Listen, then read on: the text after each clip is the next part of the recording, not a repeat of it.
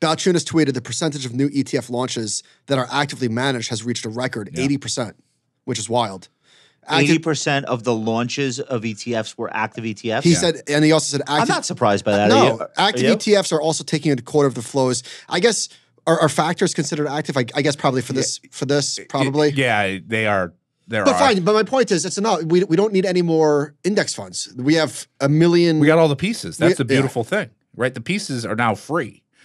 I wouldn't want to be the guy who's creating a business around selling the pieces, right? Because because that's a terrible business. Right? That's literally commodities. That's a business that's going to fall to zero, essentially. Right. Your IP is worth nothing. It's just whose index you can license and what's the lowest amount. And even these factors, right? These factors are basically free at this point, or so close to free. Yes. That it's not worth it. And so the question is, I think a lot of active managers are looking at the ETF wrapper and they're saying, with the regulatory changes in 2021, giving a lot more flexibility to be able to run long, short, et cetera. It's actually a pretty good wrapper to run a product. Yeah, they're getting permission to not reveal their holdings right away. They're getting like a lot of reasons to, if not build a new one, at least replicate an existing fund in this wrapper. That's right. And that directionally probably continues.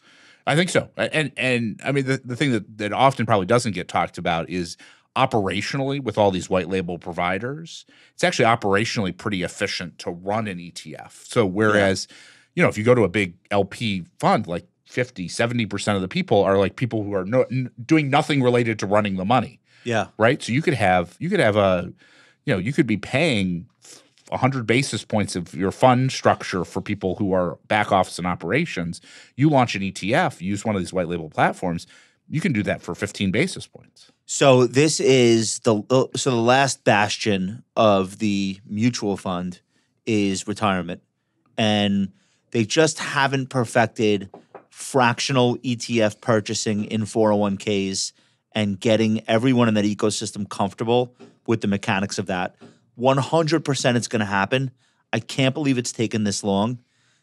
When that does happen and a very mainstream 401k provider just says, okay, this is now part of the mainstream platform. ETF 401k is how we're doing it going forward. That's going to be a dominoes falling moment, I think. I think it's going to be tough for a lot of those businesses that are running the 401ks because they're charging. Yeah, they're charging a lot of money for a lot of shit that nobody needs them to do anymore. That's what's held it up. That's what's entrenching the mutual fund structure. I was looking at target date funds, and if you take Vanguard out, the AUM weighted target date fund cost is like 40 basis points, 50 basis. Way too high. Yeah, are you kidding me? In this day and age, way too high. Way too high. That's just theft. Yeah. Right, for a product that is it's an index product. Yeah, and essentially the robos are unbundled versions of a life cycle fund. Right, that's exactly right. You're putting in the date that you expect to retire. And they're saying, here's the They're mix, giving you the ETF components of what those life cycle funds are buying. So I think there was a stat about mutual fund outflows from a Morningstar report recently. I think it was 64 straight months or something. So it's a melting ice cube. If that ever happens, it will be a flame, a torch to the ice cube.